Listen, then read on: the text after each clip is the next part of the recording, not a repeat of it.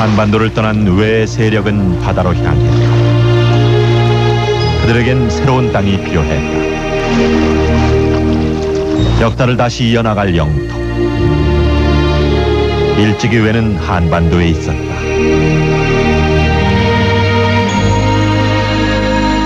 독자적인 세력으로 독특한 문화를 이루었던 한반도의 외.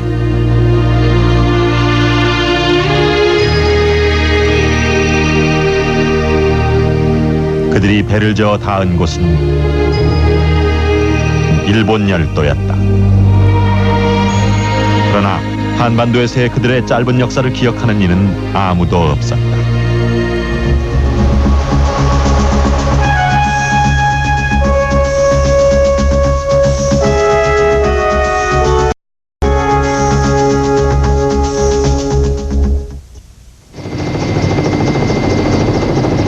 나주 일대에는 주인 모를 31개 거대 고분이 있다.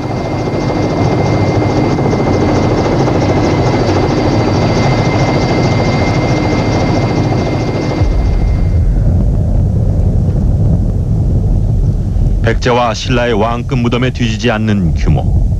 오랫동안 그 주인은 밝혀지지 않았다.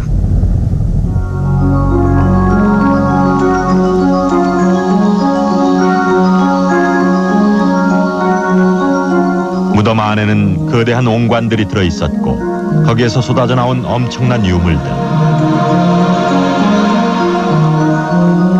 무덤의 주인의 신분을 짐작하게 하는 금동관, 금동신, 환두대도.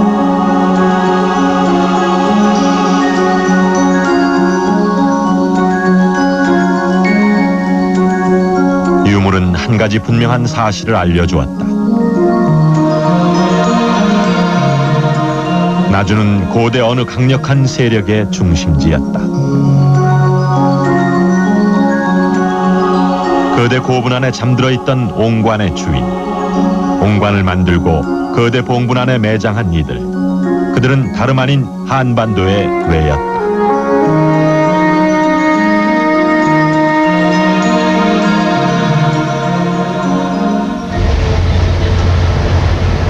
나주를 가면 고대 나주인들이 무덤 안에 하필 흙을 구워 만든 옹관을 넣었는지 그 이유를 짐작하게 된다. 근방 10km 하윤 따위는 찾아 있는 곳. 대신 너른 평야가 시야를 가득 메운다. 이런 지역적 특성은 자연스레 이 지역만의 독특한 문화를 낳을 수 있었다.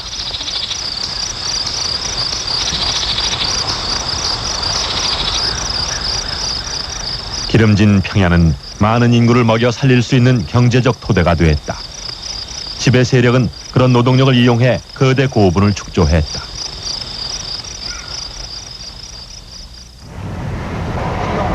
또 하나 이 지역에서 거대 고분을 축조할 수 있었던 경제적 토대, 그것은 바다다. 물길은 육지와는 다르다. 외부인이 아니라 그 지역 사람만이 물길을 알 수 있다. 따라서 토착 세력이 독자적인 세력을 키울 수 있는 조건이 형성된다. 해상 세력은 육지 세력과는 여러 가지 다른 특징을 가지고 있어요. 그 중에 몇 가지만 예를 들 경우에 첫 번째는 무정부성을 들 수가 있습니다. 무정부성이라는 것은 정치 세력이 부재하거나 또는 중앙정부의 통제를 받지 않는 것으로 의미합니다. 역시 호적성도 마찬가지인데요. 이들이 이런 특징을 가질 수밖에 없는 이유는 첫 번째는 물길 때문에 그렇습니다. 그리고 또 하나 이들이 그 호적성이나 무정부성을 띄울 수밖에 없는 이유가 있습니다. 그것은 그들이 물길을 장악했기 때문에 다시 말해서 교회권 내지는 경제권을 장악한다는 것을 뜻합니다.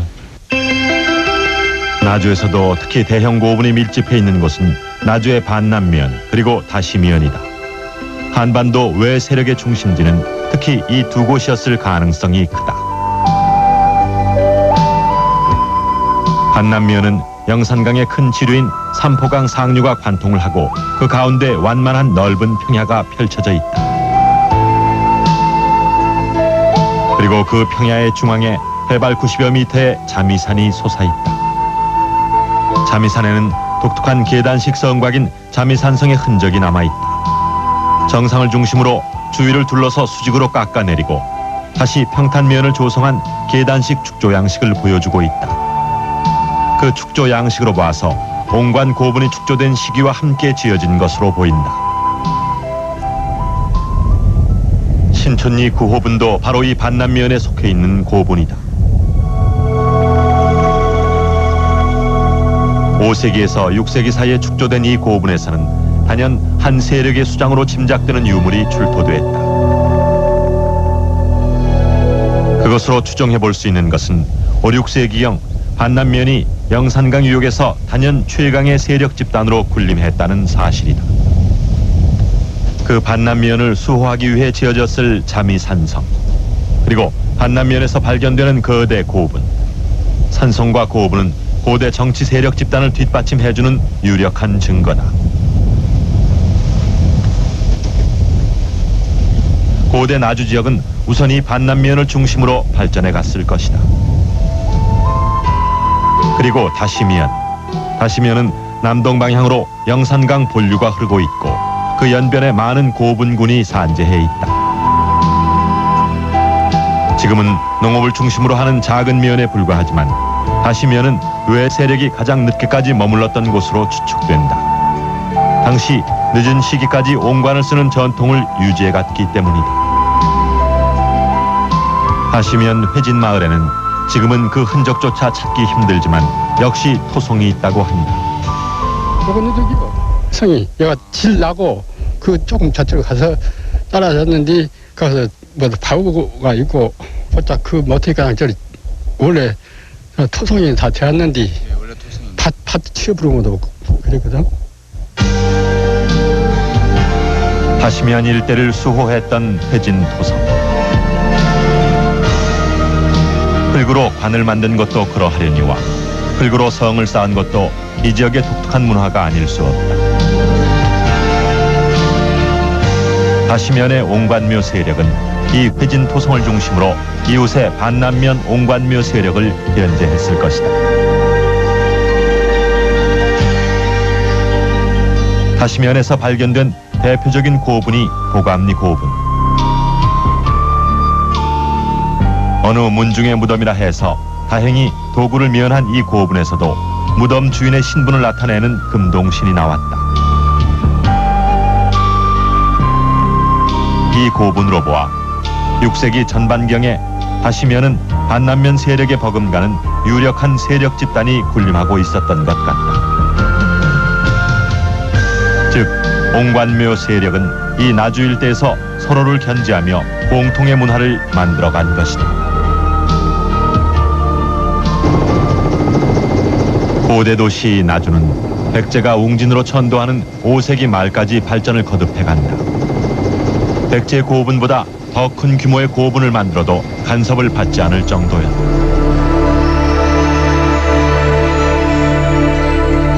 평야는 넓고 기온은 습습하고 노동력은 풍부했으며 외국으로 가는 물길까지 장악한 고대 나주는 꿈의 도시였던 것이다. 그러나 나주를 중심으로 한 한반도의 외는 고대 국가로 성장하지 못한다.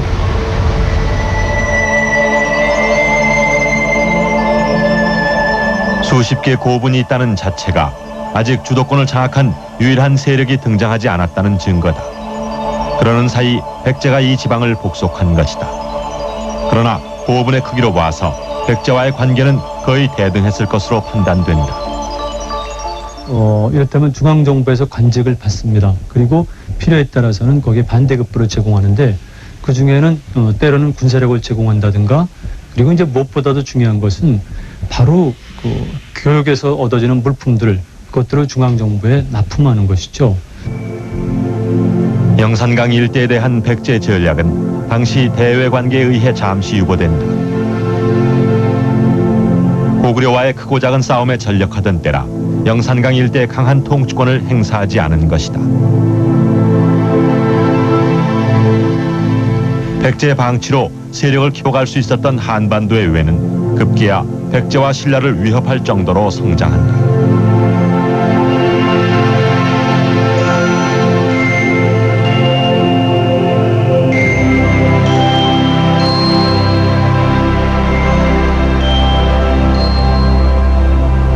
백제 아신왕 6년, 즉 서기 397년엔 백제 왕이 태자 전지를 인질로 보낸다.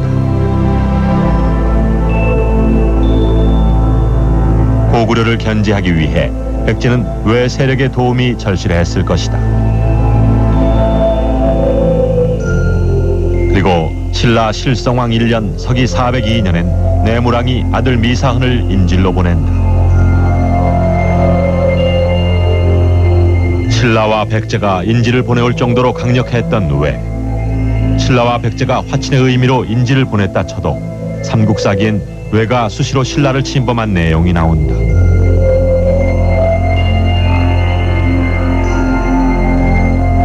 지금까지는 이 기록에 나오는 외를 일본 열도로 생각해 왔었다. 그러나 당시 일본에는 신라를 침범할 만큼 강한 세력이 없었다.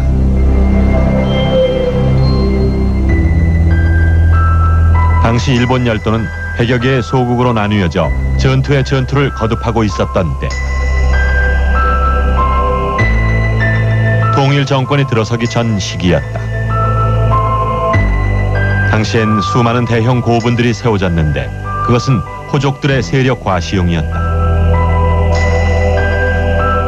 그러나 대형 고분 축조는 유행처럼 전 열도로 번져갔다. 매일 2,000명을 동원해 공사를 해 15년 8개월에 걸려 완성을 본 다이센 고분도 이 시기에 축조된 것이다.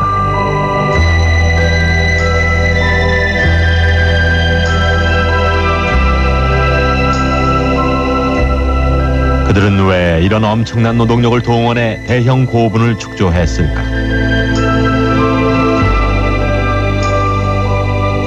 고분이란 다분히 그 시대의 습성과 문화를 다 함께 마련이다. 3세기 후반부터 7세기까지 진행된 고분 시대는 당시 사회 모습을 짐작할 수 있게 한다. 이전보다 강한 세력의 출현, 그리고 그것의 상징으로 대형 고분을 만들어 사람들에게 그 위력을 과시했다. 그러나 그것이 어떤 절대 권력의 등장을 의미하는 것은 아니다.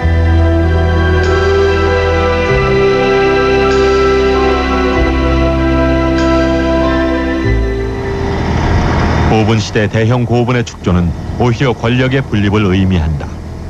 농업은 발전하고 더 많은 노동력이 필요한 상황에 구태여 거대 고분을 축조해 세를 과시한 것은 그만큼 권력이 불안정하기 때문이다.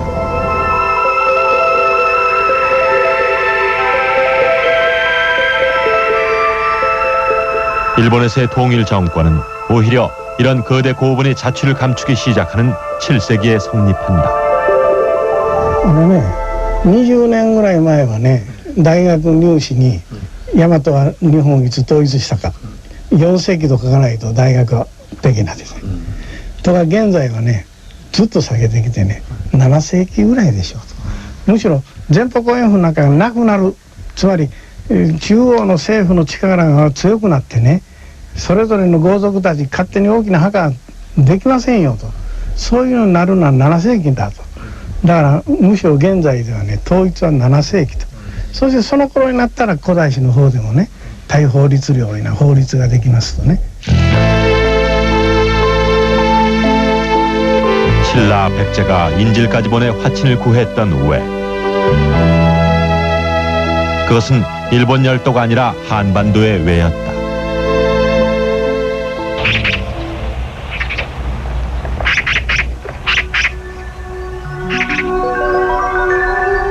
삼국사기 신라 본기에는 다음과 같은 기록이 나온다.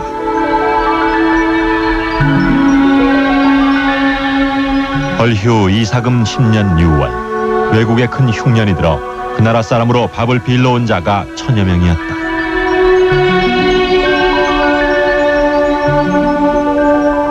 벌휴 이사금 10년은 서기 193년. 흉년이 들었다면 농사를 지었다는 얘기인데 당시 일본은 어업이나 수렵으로 살아가던 시기였다. 게다가 밥을 빌러 신라까지 바다를 건너올 까닭이 없다. 그때 외 역시 한반도의 외였던 것이다. 어느 왕조가 들어선 것도 아닌데 왕급 유물들이 나온 땅. 고대 국가 백제 신라와 대등한 외교를 펼쳤던 한반도의 외. 하지만 한반도의 외는 고대 국가로 성장하지 못한다. 그렇다면 노예는 어디까지 그 세력을 펼쳤다가 사라지는 것일까?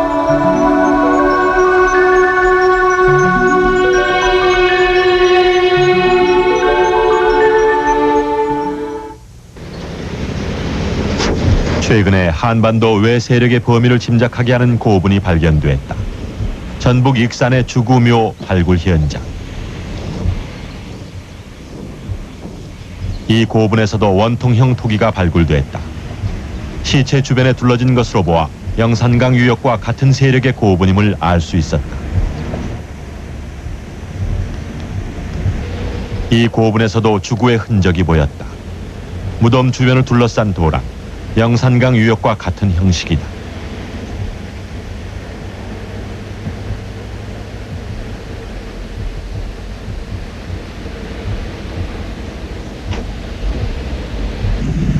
역시 대형 옹관도 발견됐다. 영산강 유역의 고분과 매장 주체가 같은 것이다. 옹관을 매장 주체로 하는 고분은 영산강 일대 그 밖에선 보이지 않았던 것이다.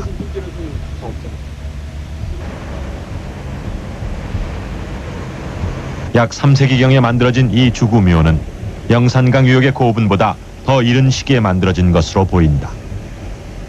즉, 옹관묘 집단의 중심 세력은 이 지역을 거쳐 영산강 유역으로 이동을 한 것이다.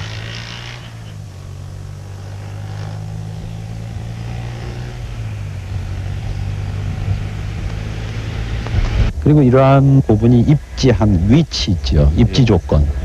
이러한 것들이 영산강 유역의 옹관 부분들하고도 같이 합니다. 이와 같이 굽이 달리고 어깨가 넓어지고 하는 저러한 옹관들이 시기가 빠른 것으로 영산강 유역에서 알려져 있습니다. 그래서 이와 같이 주구를 돌리고 나지막한 분구 내에 대형 옹관 부분이 들어져 있다라고 하는 것은 시기적으로 볼 때 영산강 유역에 있는 그러한 대형 고촌 부분 그런 것에 선행하는 그런 묘지로 생각되는 것이죠.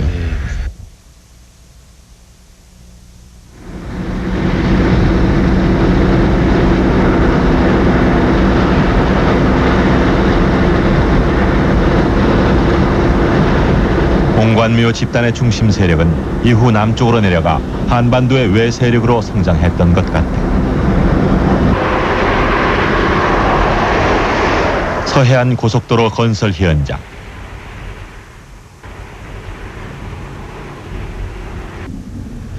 최근 이곳에서 옹관묘 세력의 것으로 보이는 주거지가 발견됐다. 묻혀졌던 한반도 외의 역사가 한꺼번에 드러나고 있는 셈이다. 옹관묘 세력의 주거지가 발견된 것은 이번이 처음이다.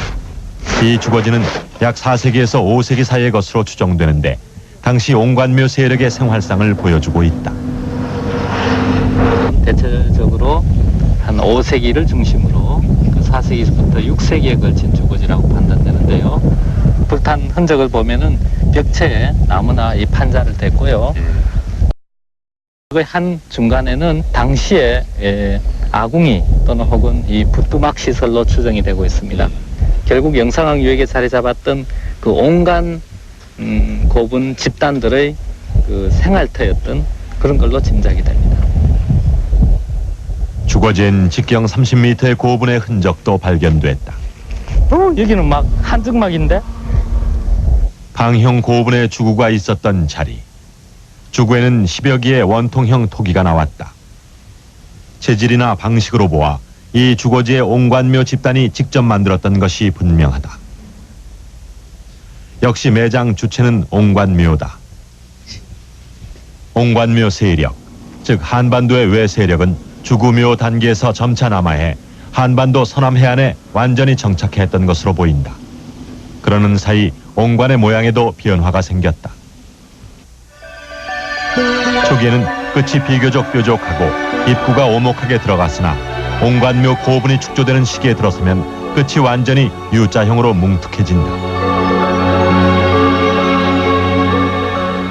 확고하게 그런 독립된 정치체가 있다고 하면은 적어도 가야처럼 가야 지금 뭐 10여 국 이름들이 나오잖아요.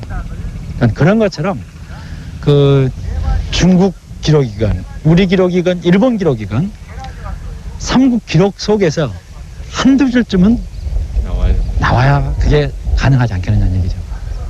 근데 안 나온다는 거예요. 유물과 유적은 있는데 기록은 없다. 그러나 외를 한반도 안에 두면 역사는 보인다. 광괴토왕의 아들 장수왕이 부왕이 죽은 지 2년 후 서기 414년에 세운 광괴토호 태왕비.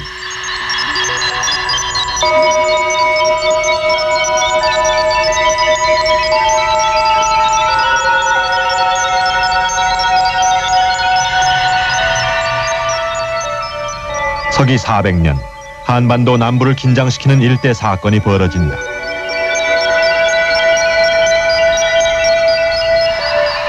고구려 광괴토 대왕이 5만 대군을 이끌고 돌진해온 것이다.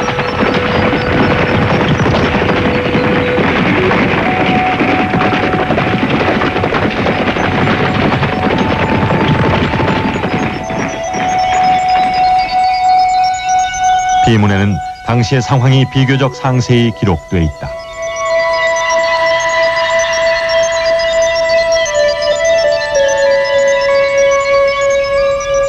서기 399년 신라 왕이 광괴토 왕에게 사신을 보내 외인이 영토내에 가득하고 성과 연못이 파괴되었으며 신라 왕은 천민이 되었다고 전했다.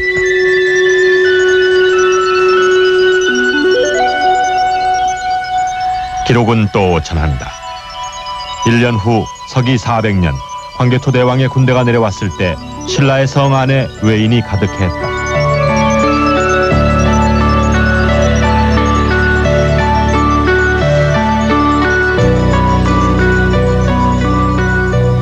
신라의 성 안에 외인이 가득했다.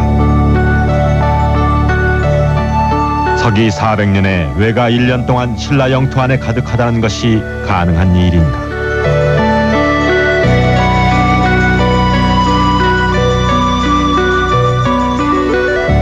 이 기록은 아직까지 한국과 일본 양국 간의 문제가 되고 있다. 당연히 외를 일본 열도로 생각하고 과연 일본 열도가 신라를 침공할 정도로 강했는가? 라고 의문을 제기하며 비문 글자의 조작설까지 대두됐다. 그러나 비문의 글자가 조작된 것과 상관없이 광괴토호 태왕비에 나오는 외는 누구를 가리키는 것인지 명확히 할 필요가 있다. 비문의 외. 서기 400년의 외는 한반도의 외다. 당시 일본에서는 그럴 만한 세력이 없었다. 大体大和朝廷がそんな早い時期にですね、大軍をに朝鮮海峡を渡すなんていうのはその船もありませんしね、でそういう軍事力もありませんので、大体そういうことからしても無理ですからが、それは東大のことを書きますと新東条苦東条という書物では苦東条ではですね、日本国伝と和国伝とは別々に書いてあるで同じ国だと思ってないわけなんです。 그렇다면 당시 신라를 침공한 외는 나주를 근거지로 하는 한반도의 외였을까? 고대 국가로 채 발전하지 못한 외가 신라의 성을 침공해 1년 동안 거주할 정도로 강했던 것일까? 그러나 신라와 가까운 남해안에 철이 있는 나라 가야라면 그것은 가능하다. 가야 지방의 고분에서는 유난히 철 제품들이 많이 나왔다. 고대 사회의 막강한 철 수출국. 당시 신라를 위협하고 광괴토 대왕을 긴장시킬 수 있었던 세력은 철의 나라 가야가 아니고선 생각할 수 없다. 三国志記によりますとね、加谷地方の記事が240年ぐらいまで続きますけれど、それを過ぎますと500年までの間はほとんど加谷地方の名前が出てこないんです。で全部和なんです。だから私は茅地方のことを和と呼んでいたんではないかと推定してるんですけどね。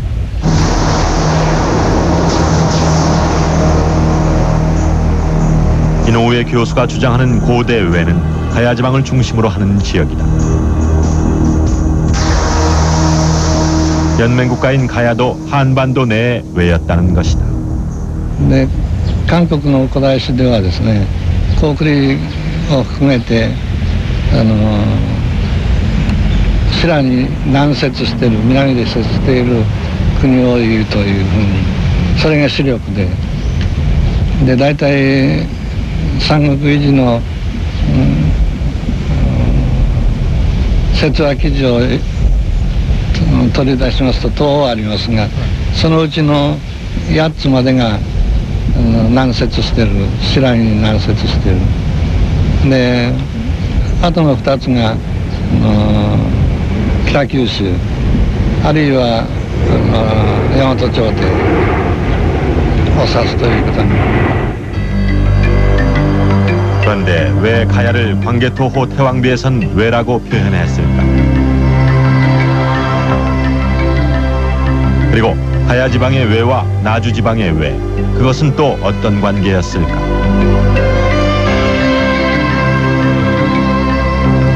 외와 외인을 지역명과 민족명으로 처음 사용한 것은 중국의 역사가다.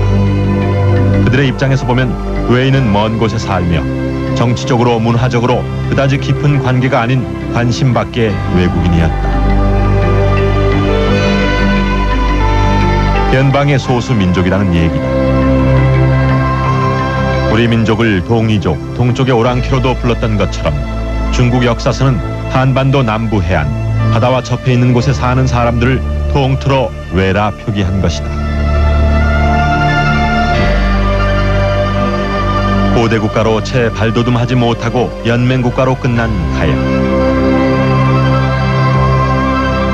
그리고 나주 지방의 옹관묘 세력.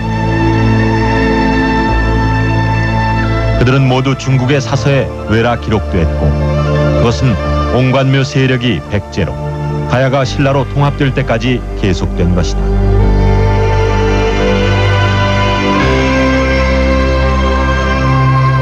고구려 중심 사상을 극명하게 보여주는 광개토호 태왕비. 6m 39cm, 아파트 3층 정도의 높이에 고구려인은 그들의 건국 신화, 광개토대왕의 정복 전쟁을 낱낱이 적고 이 비석을 앞으로 어떻게 관리할 것인가까지 조목조목 적어놓고 있다.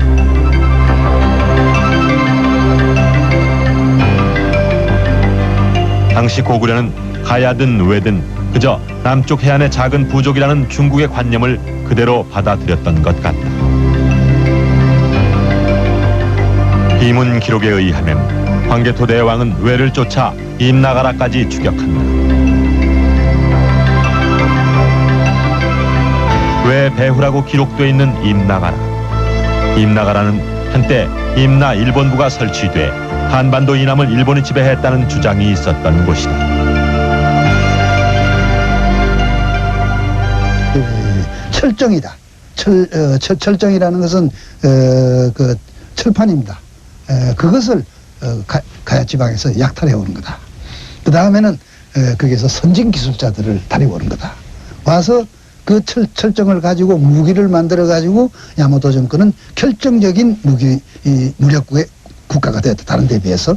또 하나는 그 가져온 철정을 가지고 이제 농구를 만들고 공구를 만들고 임나일본부에서 끌어온 노예들을 가지고 그 가와지 지방, 가와지라는 것은 지금 오사카 남쪽 지방을 개척을 함으로써 생산력이, 농업 생산력이 결정적으로 올라갔다.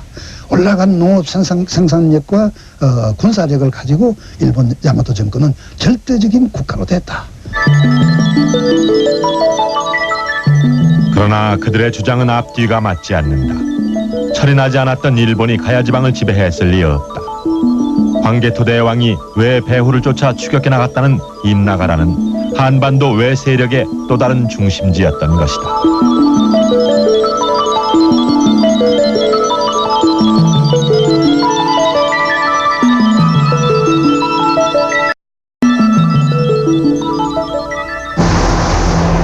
1404년 왜는 지금의 황해도를 다시 침범하고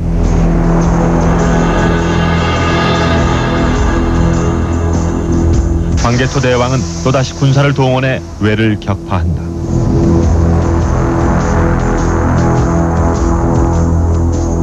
두 번의 연이은 타격. 가야 지방의 왜그 세력은 결국 532년 신라에 의해 멸망한다.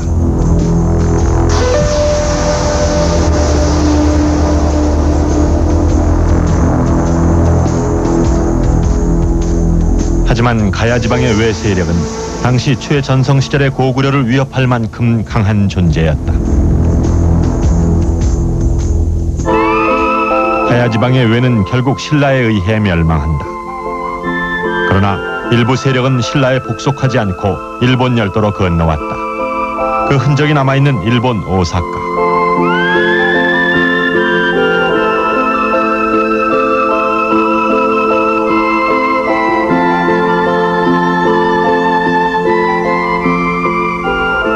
이곳엔 한반도에서 일본 열도로 건너온 도레인들의 집단 묘라 전해지는 이치스카 고분이 있다. 그 면적이 9만 평에 이를 정도로 수많은 고분들이 늘어서 있는 유적지다. 조선연대는 6세기에서 7세기 사이 한반도에서 가야는 사라졌지만 이곳에는 그 흔적이 남아있다.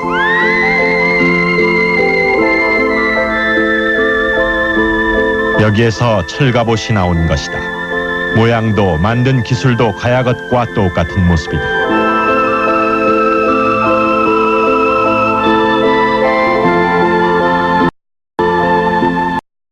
투구도 마찬가지다. 철의 나라 외 세력은 그 자취를 일본 땅에 남겨놨다.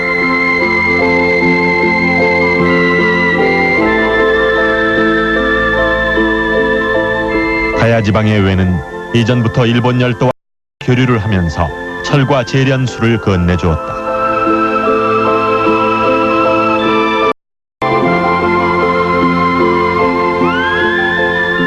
그리고 가야가 멸망한 이후 일부 세력들은 이곳으로 건너와 직접 기술을 전해주었다.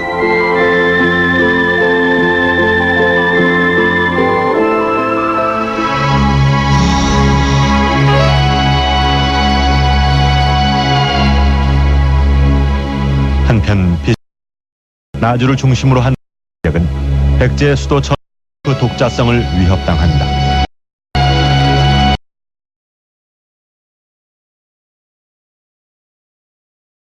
산맥 이남 계획약이 시작된 것이다. 옹관을 만든 사람들, 한반도의 외 세력에겐 일대 시련이 닥쳤다. 한반도 내의 중심지를 잃어버린 것이다.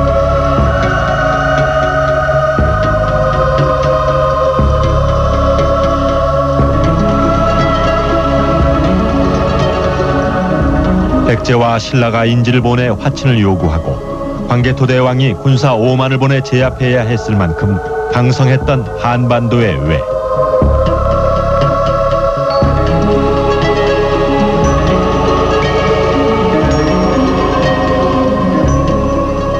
그들은 조상의 땅을 버리기로 결심한다.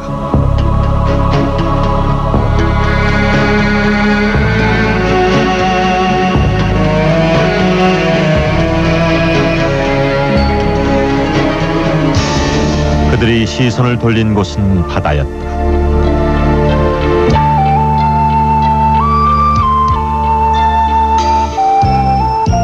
한반도 남부의 물길을 장악한 해상 세력으로 고대 중국과 일본을 잇는 국제도시로 발돋움하던 한반도의 외.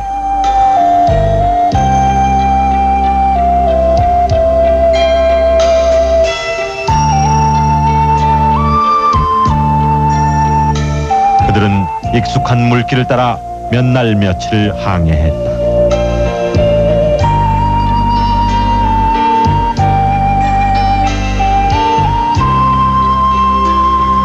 그리하여 당도한 신개척지.